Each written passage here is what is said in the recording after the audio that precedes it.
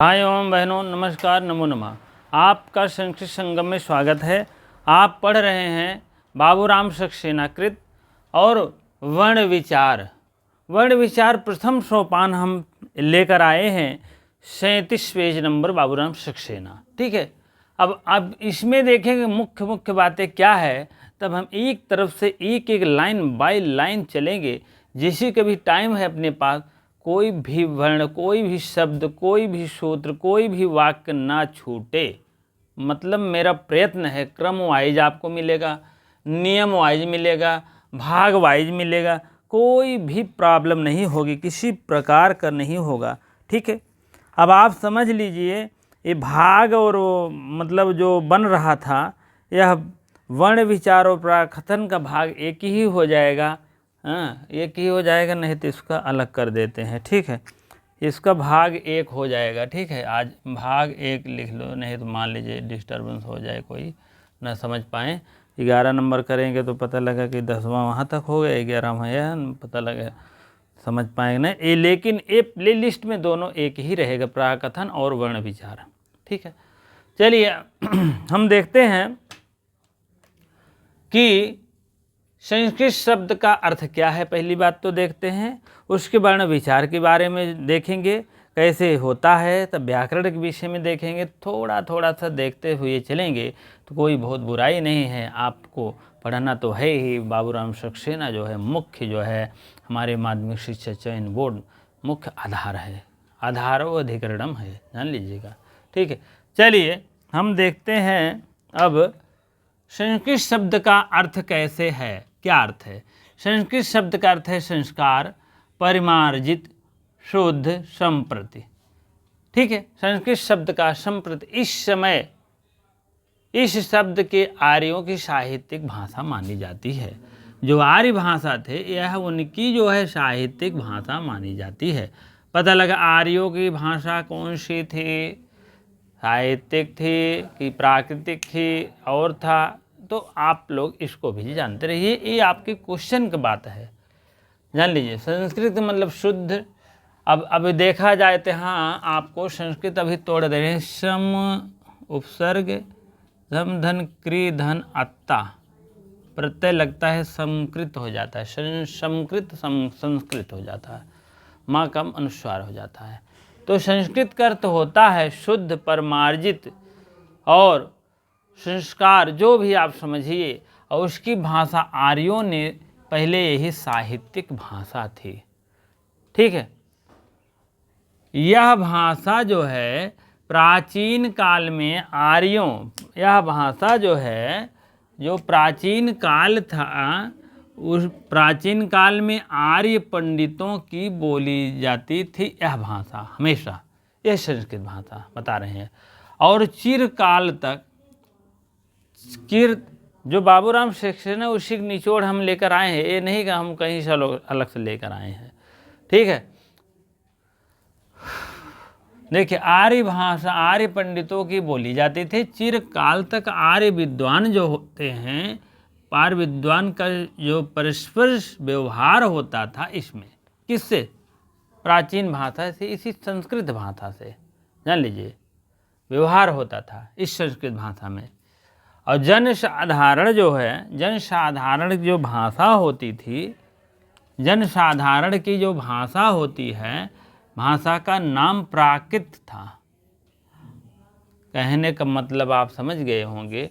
जो प्राचीन भाषा या संस्कृत भाषा है, जो आर्य पंडितों की भाषा बोली जाती थी, मतलब आर्य जो यहाँ के पंडित लोग थे, यहाँ के वही संस्कृत बोलते थे और बाकी नहीं बोल पाते थे, बाकी विद्वान नहीं बोल पाते थे।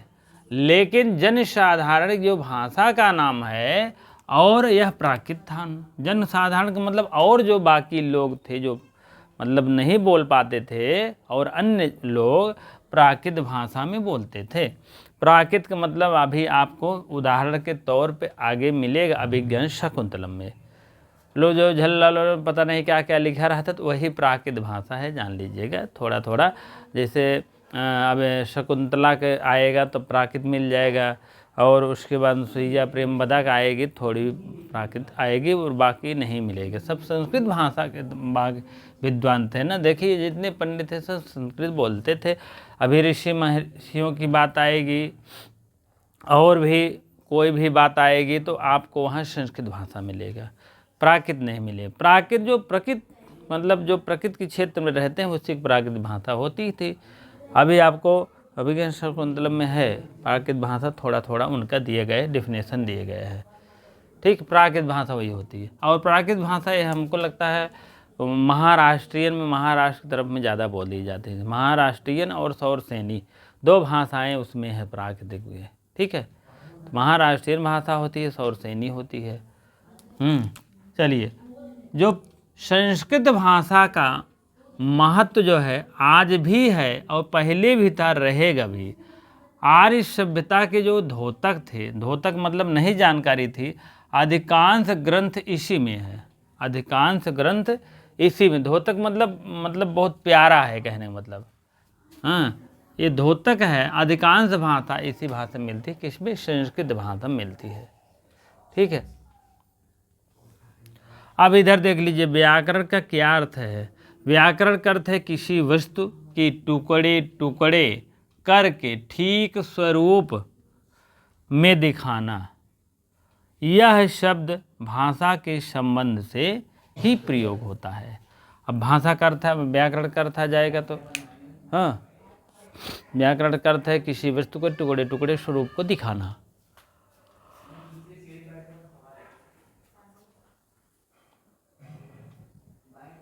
चलिए, दिखाई दे रहा है, बढ़िया है।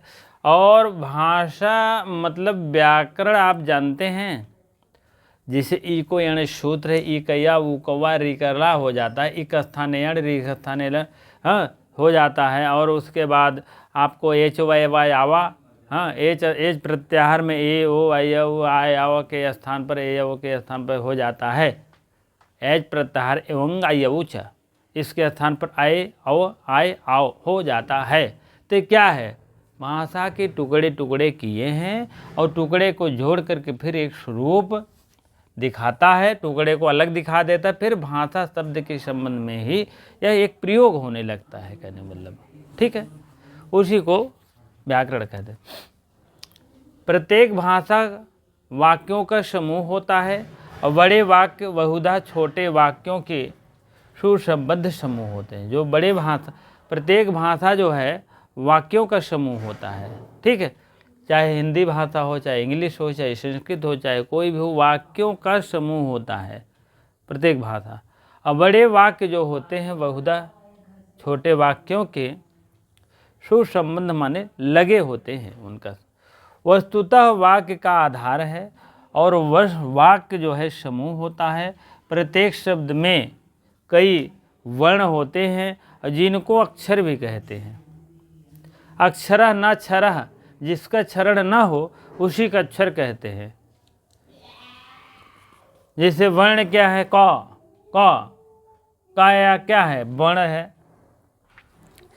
इसका क्रम लिख लीजिए, वर्ण या अक्षर कहते हैं। यहीं लिख लीजिए, यहीं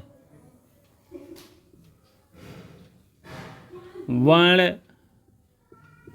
या अक्षर दोनों एक ही होता है। उसके बाद दूसरा क्या आता है? शब्द आता है। ठीक, दूसरा शब्द आता है। तीसरा वाक्य आता है, शब्द से वाक्य आता है, वाक्य आता है।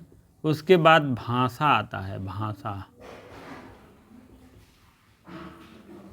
ठीक है, यही क्रम है, यही वर्ण के भाषा के ही क्रम है। यही वर्ण का सबसे पहले वर्ण आएगा। वर्ण में कख गंगा छ झिया टडा आ से आहा तक सब वर्ण ही है, सब अक्षर ही है। अक्षर और वर्ण एक ही होता है। कहते हैं ये अक्षर मिट गवा, ये अक्षर, एक अक्षर मिट गवा। और शब्द, शब्द जान रहे हैं, कोई भी शब्द, जैसे ए शब्द है, ए शब्द है, ए शब्द है। वर्णों को, अक्षरों को मिल करके क्या बनते हैं? शब्द बनते हैं। शब्द, एक शब्द, दो शब्द, तीन शब्द, इस टाइप बन करके क्या बन जाते हैं? एक वाक्य बन जाते हैं। यहाँ से लेकर के मैं यहाँ तक जो लिखा हूँ ये क्या है? वाक्य है। ठीक है, अब ये एक भाषा बन गया। चाहे संस्कृत भाषा में लिखा गया हो तो संस्कृत भाषा हो गया, हिंदी भाषा में लिखा गया तो हिंदी भाषा हो गया, इंग्लिश भाषा में लिखा जाए तो इंग्लिश हो जाएगा। ठीक है, तो कहने का मतलब इसको आप लिख लीजिएगा अलग से।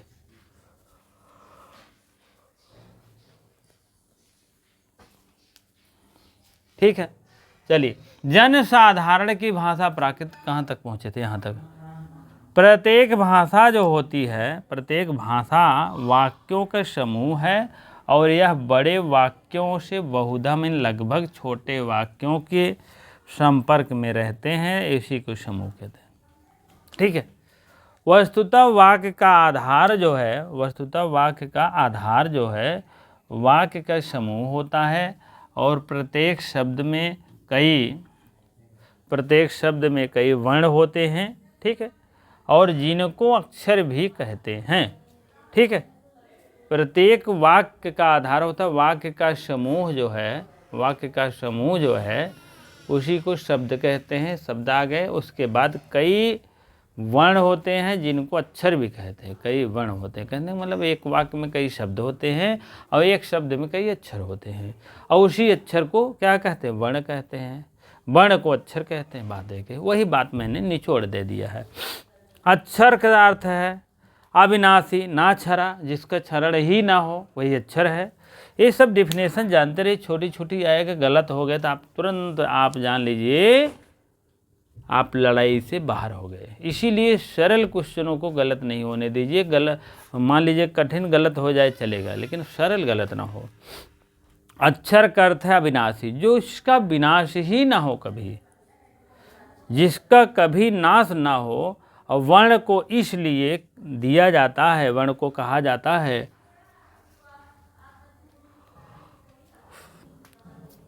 क्योंकि यह वर्ण जो है नाद है, अविनश्वर है। नाद है, नाद का मतलब यह है आवाज़ है।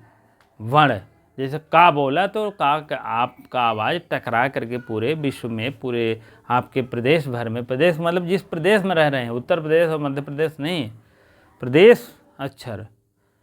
ठीक है, तो जिस प्रदेश जिस स्थान पर रहने तो वहाँ नाद होती है, अविनश्वर है, नश्वर नहीं है, अविनश्वर है। ठीक है, यदि किसी शब्द का उच्चारण करें तो अक्षर उच्चारण काल में नाद कहलावें। कभी शब्द में करें तो उच्चारण जो नाद होता है वह कहलाता है। नाद शब्द और ध्वनि प्रायः एक ही अर्थ देता है। नाद शब्द ध्वनि प्रायः एक ही अर्थ देता है। चलिए हम आगे चलते हैं। कुछ उदाहरण है चीनी भाषा के रूप में, तब हम उसके बाद वर्ण विचार की तरफ में चलेंगे। कोई घबराने की बात नहीं, सब कुछ बताया जाएगा धीरे धीरे, आप धैर्य रखिए बस। ठीक है, इतना आपको सटीक, इतना लगभग आपको प्यारा लिख कर आपको बहुत कम मिलेगा। क्योंकि देखिए अभी हम राइटर से लिखवाएंगे तो बहुत टाइम वेस्ट होता है, उसमें समझाने में भी बिना मज़ा नहीं आता। ऐसे बिना देखे हम समझा नहीं पाते हैं, जान लो, आड़े नहीं समझा पाते हैं। लेकिन अब प्रयास दोनों करना चाहिए, ऐसा नहीं है, लेकिन इसमें समझाने में थोड़ा अच्छा रहता है। हाँ, देखेंगे, समय आएगा सब हो जाएगा। यहाँ तक कभी डिजिटल सोचे हैं, ऐसा नहीं है, सब फ्री रहेगा। कोई ऐसा नहीं है कि वो ला दिए 5 लाख खरीदे हैं तो आप ऐसे वसूल करें, ऐसा नहीं। मेरी शौक़ है, पढ़ाऊँगा, जो होगा होगा, क्या करना है। ठीक है, ऐसा मेरे मन में कोई विचार नहीं है। दिल बहुत बड़ा है, आप और समझ लीजिए। इसीलिए तो मैं एक एक अक्षरों को, एक एक शब्दों को भूलता नहीं, मतलब उसको छोड़ता नहीं हूँ, उसके आपके सामने रखूँगा।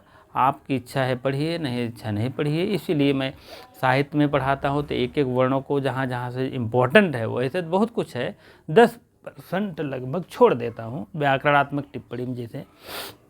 ठीक है, लगभग 5% 10% छोड़ देता हूँ और बाकी सब आपको इम्पोर्टेंट जितने होते हैं 90% 92% सब कोशिश करता हूँ कि आपके सामने रखूँ, जिसका आप पढ़ें, याद करें। आप समय अगर दे रहे हैं तो सही से पढ़िए, कहने का मतलब ये नहीं बकबका कर चले जाऊँ। बात अलग है, टॉपिक आ गया, कोई कभी कभी हो गया, कभी कभी प्रसंग बस आ जाता है तो मनोरंजन हो जाता है, बात अलग है। लेकिन आप इतना समय वेस्ट करो तो इसमें कुछ कहने का मतलब पाओ।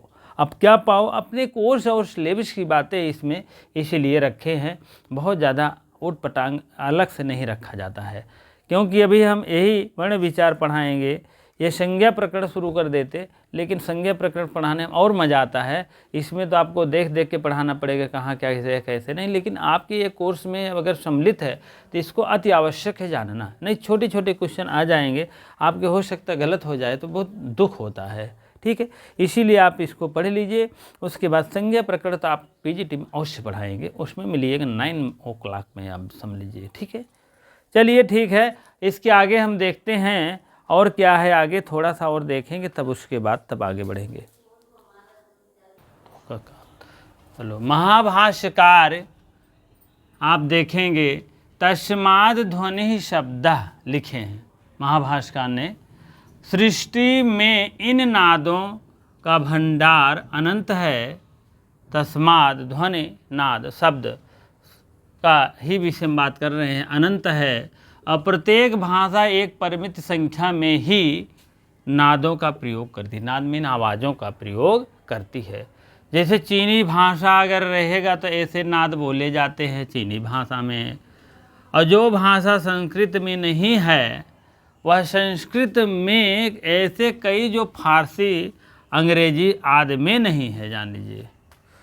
कहने का मतलब जो चीनी भाषा में ऐसे नाद बोले जाते हैं वह भाषा संस्कृत में नहीं है, लेकिन जो संस्कृत में ऐसे कई भाषा हैं, कई ऐसे शब्द हैं, कई ऐसे चीज़ हैं जो फारसी आदि अंग्रेजी में भी नहीं है, जान लीजिएगा। ठीक है, चलिए अब हम वर्ण विचार की तरफ चलते हैं। जितने स्वर हैं, जितने व्यंजन हैं, सब की बात होगी। ठीक है, चलिए ठीक है। हाँ, चलिए, संस्कृत भाषा में जिन अक्षरों का प्रयोग हुआ है या उपयोग हुआ है वही यही है। अब देख लिए, पहले तो आप जान लीजिए, पहले आ है, ई है, ऊ है, री है, ली है, ये हरस्व माने जाते हैं। हरस्व का मतलब जाने रहे हैं, हरस्व दीर्घ प्लुत जानते हैं, तो वही बात यहाँ भी है। हरस्व मतलब छोटा, छोटा, छोटी, छोटा ऊ, छोटा री, छोटा ली, इस टाइप हैं। अभी इसी का बड़ा ले लीजिए, आ, बड़ी, बड़े ऊ, और री नहीं होता है, री का दीर्घ नहीं होता। आ, ई, ऊ, आ है, ई है, ऊ है, री है, री सही है यार।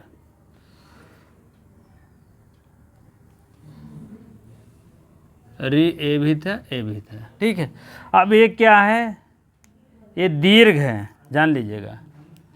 ये क्या है, आगे दीर्घ लिख दीजिए, दीर्घ।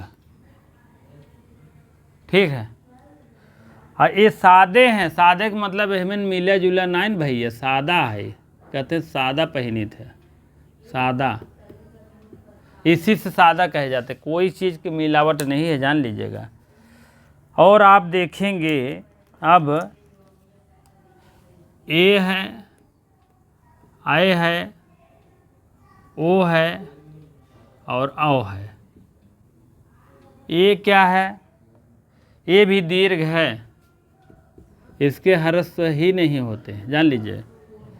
और ये मिश्रित है, क्या है, मिश्रित है।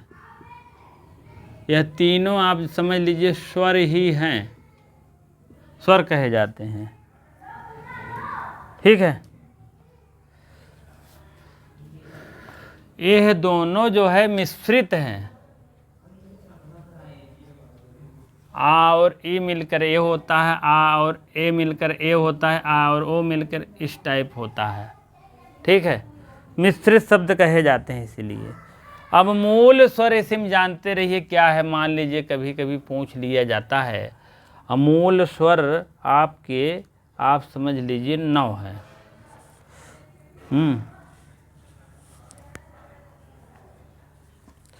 अब मूल स्वर देख लीजिए कौन है, मूल स्वर बराबर मूल स्वर कौन कौन है।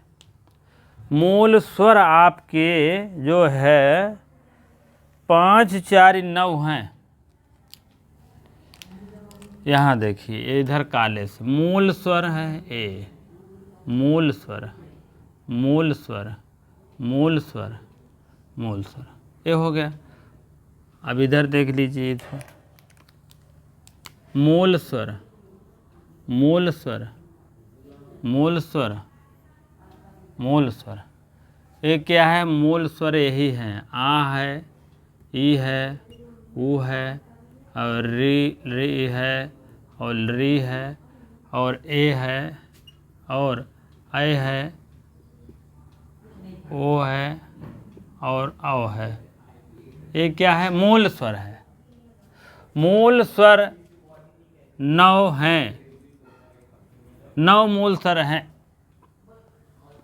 आएगा तो मिश्रित स्वर पूछा जाएगा तो जान लीजिए 4 बताइएगा, हर्ष पूछा जाएगा तो 5 बताइएगा, दीर्घ पूछा जाएगा तो 4 बताइएगा। ये मिश्रित स्वर है चारों, दोनों के मिश्रित से बना है, मिल करके बना है, जान लीजिएगा। ठीक है, चलिए अब हम चलते हैं। स्वर हो गया, व्यंजन हो गया। स्वर वैसे तो स्वर 13 माने जाते हैं, जान लीजिएगा। वैसे स्वर आपको बता दें, स्वर कितने हैं? बराबर, हाँ, मूल स्वर लिख दीजिए, मूल स्वर 9। वैसे स्वर की बात आ जाएगी तब आप 13 मारिएगा, और व्यंजन की बात आएगी तो आप 33 मारिएगा। 33 है, कुल मिला के 9 4 13, हाँ, 9 3 12, 12 3 15, और हासिल 1 3 2 5, 55 अक्षर आ रहे हैं। अच्छा, इसको मूल को अब नहीं मिलाएंगे, एक बार मिला है तो इसको छोड़िए, तब देखिए ये दोनों को, ये दोनों को। ठीक है, 3 3 6 और 4, 46 अक्षर आते हैं। ठीक है, मूल स्वर तो एक बार आया, फिर थोड़ी जुड़ेगा। अब मूल स्वर और स्वर कितने हैं? अब 5 और 4 9, 9 4 13। अगर स्वर आएगा, स्वर कितने हैं तब आप मारिएगा। स्वर तो है ना, स्वर पूरा की स्वर की बात आएगी, तब इसको 5 ले लीजिएगा, इसको 4, इसको 4, सब ले लीजिएगा। स्वर कितने हैं पूरा आपके यहाँ ले लीजिए 13 हैं। ठीक है, स्वर कितने हैं चाहे। अब सादे स्वर कितने आएंगे? ए मारेंगे। दीर्घ स्वर कौन है? ए मारेंगे। दीर्घ स्वर तो ए भी है, लेकिन ये सादा है, मिश्रित, ध्यान देना, जान लीजिए, क्वेश्चन बन सकता है वर्ण विचार से। मूल स्वर आपके 9 हैं, ये 5 हैं, ये 4 हैं, 9 हो गया। अब पूरे स्वर की बात आएगा तो 13 हो गया। ठीक है, अब आप समझ लीजिए,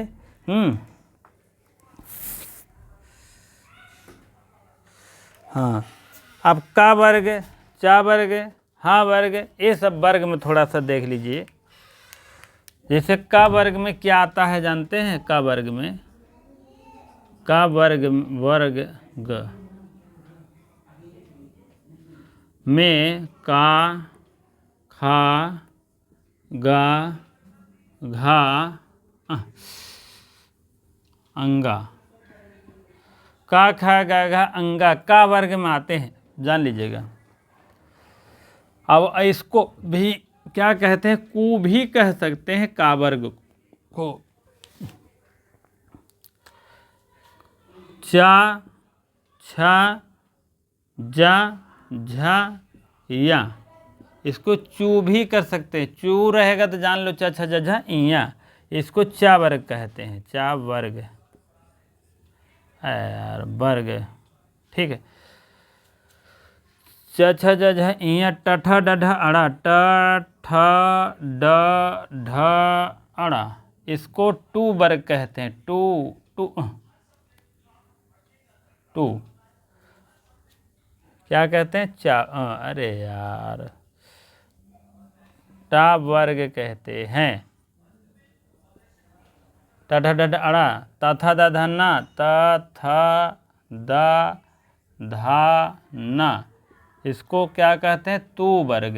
ये टू वर्ग है तो तू वर्ग, ता वर्ग इधर लिख लीजिए। दोनों बात एक है, ता वर्ग भी एक है, तू भी एक है। तथा तथा न, अब पा वर्ग ले लीजिए। पा वर्ग,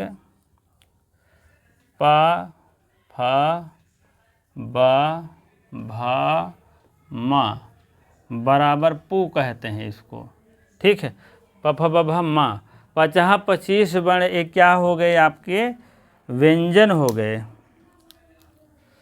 25 वर्ग ये आपके व्यंजन हो गए। ठीक है, और उसके बाद स्वर व्यंजन प फ ब भ मा, यार अलावा, यार अलावा कौन से हैं, या रा ला वा, ये 4 वर्ण भैया अंतस्थ वर्ण है, अंतस्थ वर्ण हैं। ये क्या है, अंतः थ, अंतस्थ वर्ण हैं 4 वर्ण। ठीक है, या है, वाह है। ठीक है, अभी इसका जिक्र आएगा आगे। यह देखिए, य र लवा नाम अंतस्ताः। ठीक है, इसका जिक्र आएगा, अंतस्थ व्यंजन है। और उसके बाद आपको ऊष्म व्यंजन लिख लीजिए, ऊष्म व्यंजन, ऊष्म व्यंजन, ऊष्म व्यंजन, ऊष्म व्यंजन है शाहा शाखा, शाखा शाहा, ये 4 व्यंजन आपके ऊष्म व्यंजन है। ठीक है, अभी इसको बताएंगे हम, जो है किसका किसका कैसे कैसे हुआ, इसमें बताया तो गया है। हाँ,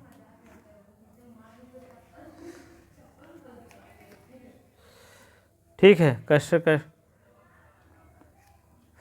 जैसे काय और सा का निरूपण से काय और सा छा बन गया, शाखा शाहा, छत्रंग्य, शाखा शाहा, ये तो हो गया है। लेकिन अब छत्रंग्या तो इसमें दिए भी नहीं है, वो मिश्रित वाक्य है, जान लीजिए।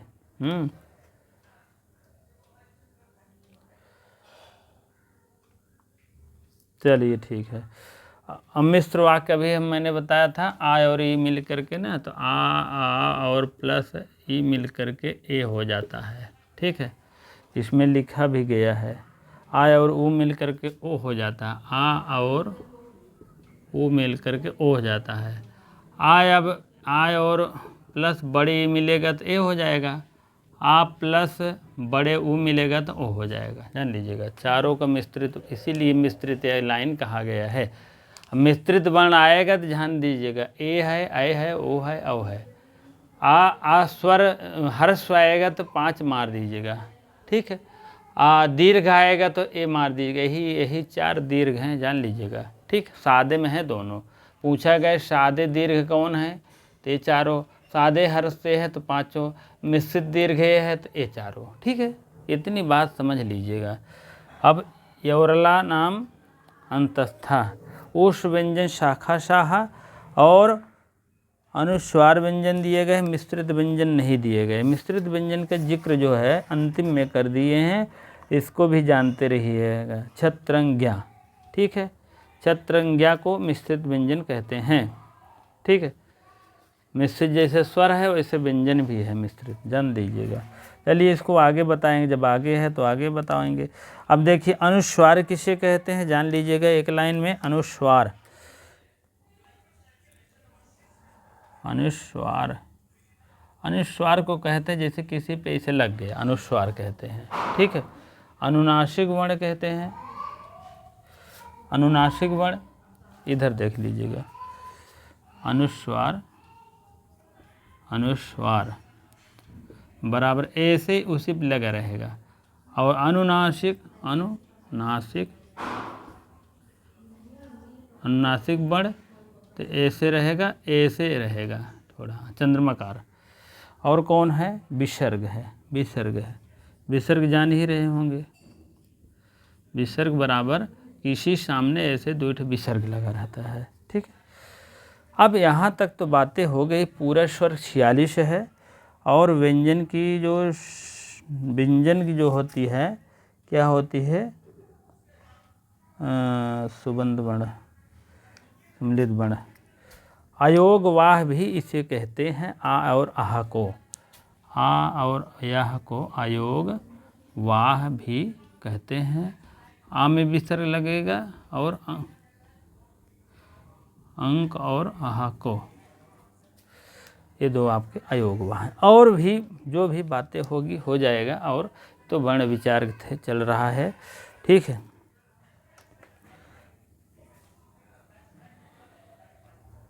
चलिए ठीक है, हाँ चलिए यहीं तक रहने दीजिए आज। कल हम फिर से पाणिनि की जो अक्षर क्रम बधा है उड़ा लड़े के होंगे वो छाया वरट लड़े मंगड़नम झभे घड़दस कपे चटतो कपे अक्षर हल, ये सब बातें कल हम लिखेंगे फिर से। और उसके बाद फिर इसमें इत वर्ण कौन है, आद रत्ने संहिता क्या है, मुख नासिको वचनों क्या है, उषा कालो हर्ष दीर्घ प्लुप्ता क्या है, ये सब सूत्रों के माध्यम से भी निरूपण करेंगे आप, ठीक है। एक एक शब्द को नहीं छोड़ना है, एक एक अक्षर को नहीं छोड़ना है, क्योंकि कहाँ से क्वेश्चन आ जाए कहाँ से नहीं आ जाए बाद में पछतावा से अच्छा है कि अभी से ही थोड़ा सा मेहनत कर लो, क्योंकि बाबूराम सक्सेना में ये सब बहुत इम्पॉर्टेंट है, जान लीजिए। व्याकरण की दृष्टि से, टीजीटी की दृष्टि से बहुत बहुत इम्पॉर्टेंट है, जान लीजिएगा, ठीक है। हमें आशा है कि आपकी समझ में आता होगा और अच्छा भी रहता होगा, ठीक है। और तो आप लोग देखे होंगे आ और ई, आ और ओ, आ और ए, और आ और ए जो है आ और नहीं, आ और ऊ मिल करके ओ हो गया है। आ और ए, आ और ए मिल करके यहाँ पर हुआ है, आ और ओ मिल करके हुआ है, ठीक है। इसको थोड़ा सा देखते रहिएगा। आ ई ए हो गया, आ और ए हो गया, ठीक है। आ और ऊ मिल करके ओ, तो आ और ओ मिल करके आओ, ठीक है। कहने का मतलब इसका मिश्रण से तैयार हुआ, आ और ए इसका मिश्रण से ए तैयार हुआ, आ और ऊ ए हुआ, तो इसके मिश्रण से आ और ओ मिल करके आ और ओ मिल करके अ हो गया, ठीक है। इसको ध्यान देते रहिएगा, थोड़ा सा ध्यान हट गया था, ठीक है। चलिए, संयुक्त व्यंजन भी कहते हैं और मिश्रित व्यंजन भी कहते हैं। आपको अगर माने जाएगा तो पूर्व मान लीजिए है तो अच भी कहते हैं मान लीजिए, लेकिन अगर क्वेश्चन में आएगा मान लीजिए छोटे वर्णों को हर्ष कहते हैं, बड़े वर्णों को दीर्घ कहते हैं, ऐसे वर्णों को प्लुत कहते हैं, प्लुत नहीं दृढ़ कहते हैं, और मूल स्वर इतने हैं। और उसके बाद संस्कृत की बात बता रहा हूँ, अगर हिंदी में जाएंगे तो मूल पूरा 13 आ जाते हैं, जान लीजिए, ठीक है। और मूल और देखा जाए तो मूल एकदम 5 ही है, जान लीजिए, यही 5 कहते हैं, इसको मूल भी वर्ण कहते हैं, जान लीजिएगा, ठीक है। मूल सादे हर्ष कितने हैं, तो 5 हैं। सादे दीर्घ कितने हैं, 4 हैं। सादे मिश्रित दीर्घ कितने हैं, तो इतने हैं, हाँ ठीक है। चलिए ठीक है, आज तक यहीं तक रहने दीजिए। और कल से अब पेज नंबर 38 से पाणिनि के जो इन्हीं अक्षरों में क्रम बंधा है उड़ा ले यहाँ से शुरुआत होगा, जिसे कि फिर क्रम वाइज फिर चलेगा। कोई बहुत बड़ी बात नहीं है, थोड़ा थोड़ा चलेंगे, जिससे कि आप भी पढ़ने में अच्छा लगे। घंटों घंटों को बना देते हैं, कोई अरे यार क्या देखें, तो तमाम ऐसे बातें आ जाती, समस्या आ जाता है। तो इसीलिए हम कोशिश करते हैं आधे घंटे से 40 मिनट से अंदर ही रह जाए। बहुत कभी कभी नहीं हो पाता है, सूत्रों की व्याख्या कर रहे हैं, ज़्यादा बढ़ रहा है और ध्यान भी नहीं देते, हम पढ़ाते चले जाते हैं तो घंटों को बन जाता है, ठीक है। और कुछ कभी कभी ख़त्म करने का रहता है, इसको आज ख़त्म करो तब अगला टर्न चलेगा, ठीक है। चलिए, इतनी देर बहने रहने के लिए वीडियो बहुत बहुत धन्यवाद। और आप वीडियो को लाइक शेयर कमेंट अवश्य कर दिया करिए। वीडियो को सर्वप्रथम शेयर कर दिया करिए, जो भाई बहन अभी तक नहीं जुड़े हैं और जुड़ने का प्रयास करें, क्योंकि सब क्रम वाइज मिलेगा, नियम वाइज मिलेगा। मैं पसीना अगर खो रहा हूँ, गंवा रहा हूँ, मैं पसीने से तरबतर हो रहा हूँ, तो आप भी होइए, तब जा कर के मज़ा आएगा, क्योंकि आपके ही द्वारा मैं प्रयासरत हूँ, जिससे कि आप में कोई कमी ना हो, ठीक है। थोड़ा सा आप लोग यही करिए, सब्सक्राइब कर लीजिए, आपको मोटिवेशन मिलता रहेगा, वीडियो को टाइम पे मिलता रहेगा, कोई आती ढूंढना नहीं पड़ेगा, हाँ ठीक है। उसके बाद आप लोग जो किए हैं उसको सब्सक्राइब अच्छी बात है, पढ़ें वो, लेकिन समय समय पर रोज़ाना वीडियो को पढ़ते रहें, तभी मज़ा आएगा। क्योंकि अगर वीडियो को ब्रेक कर देंगे 2-4 दिन या नहीं पढ़ेंगे तो आपके इकट्ठा हो जाएगा, पढ़ भी नहीं सकते, जान लीजिएगा। कल पढ़ेंगे, कल फिर आ जाएंगे, क्या पढ़ेंगे, कल फिर रोज़ टाइम लाइव हो रहा है, ठीक है। इसी प्रकार से बहुत बहुत धन्यवाद इतनी देर बने रहने के लिए।